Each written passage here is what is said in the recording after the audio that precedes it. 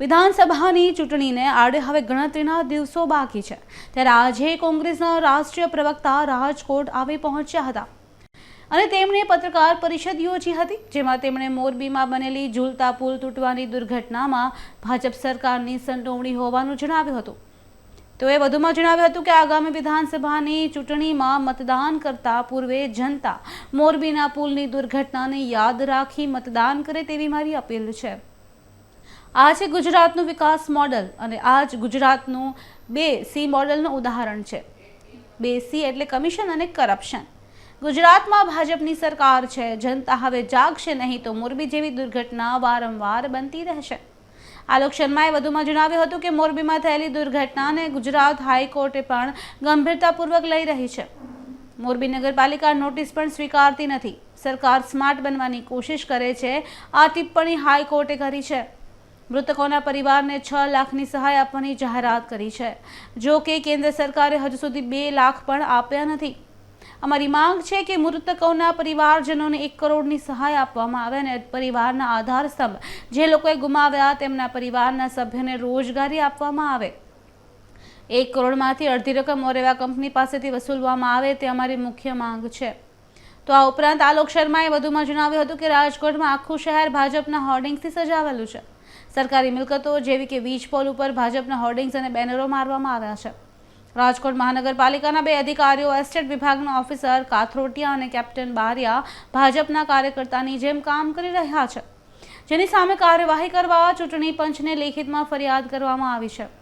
આ હોર્ડિંગ્સ બેનરોનો ખર્ચ ગણવામાં આવ્યો છે કે કેમ? બેનર લગાડવા મંજૂરી કોણે આપી તો શું કામ આપવામાં આવી સહિતના સવાલો પૂછવામાં આવ્યા છે।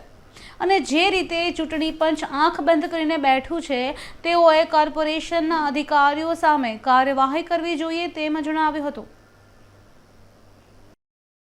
हमने राइटिंग में कंप्लेंट भी की। ये देखिए वो एसआईटी का ऑर्डर हमें तो मिला नहीं, शायद आप लोगों को कहीं मिला हो तो जरूर हम आपसे चाहेंगे।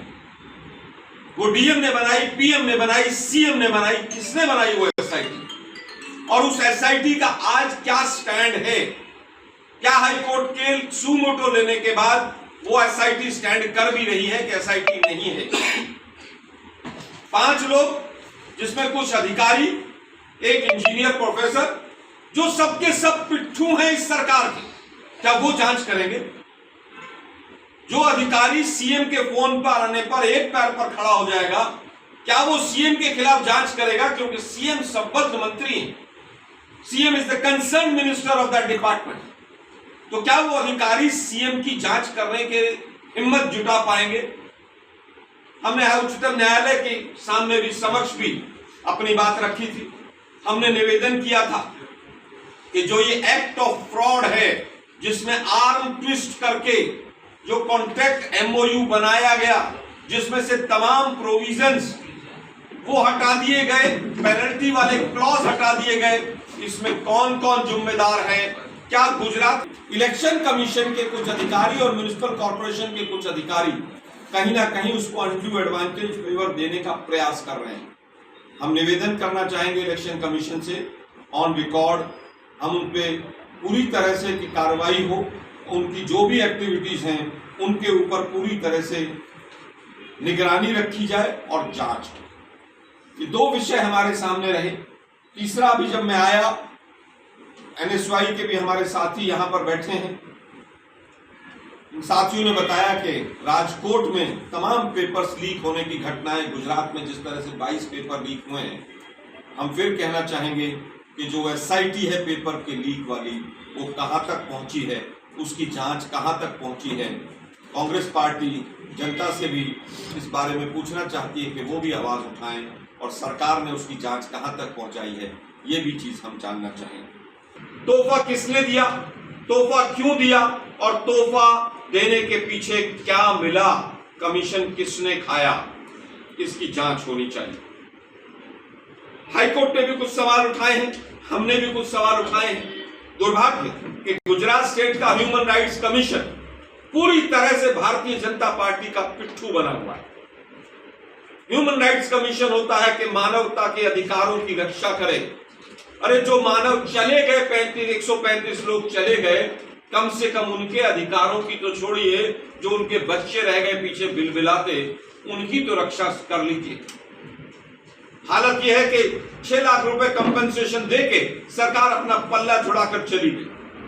गुजरात मॉडल है जिसके ऊपर आपको पूरी तरह से पिछले 22-27 वर्षों तक ठगा गया है, जिस तरह से गुमराह किया गया है पूरी तरह से।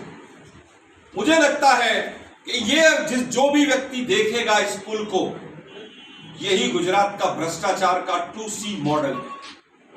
कमीशन और करप्शन, अपने मित्रों को, अपने धनाढ़ मित्रों को रेवड़ियां बांटी जाती हैं। मोदी जी को बड़ा शब्द ये फेमस है, और हाई कोर्ट ने एक वर्ड यूज किया है, तोहफा।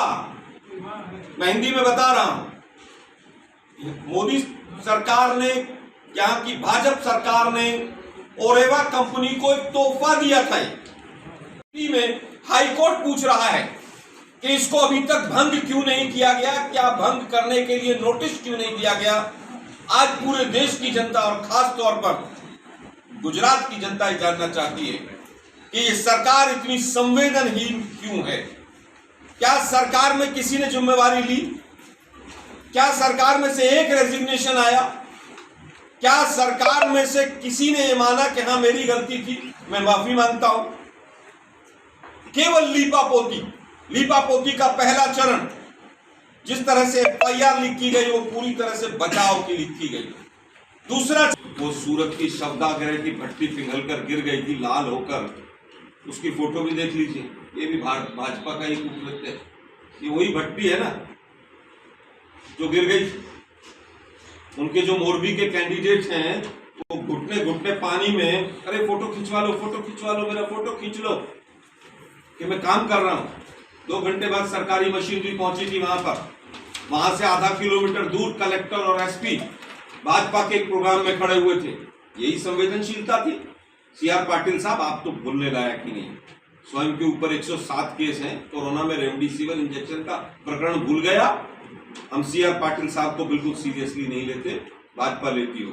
आपने जो बात, कथरोटिया एस्टेट ऑफिसर हैं और कैप्टन बारिया, ये दोनों लोग, इलेक्शन कमीशन तुरंत इनके ऊपर संज्ञान ले, इनकी एक्टिविटीज देखी जाए।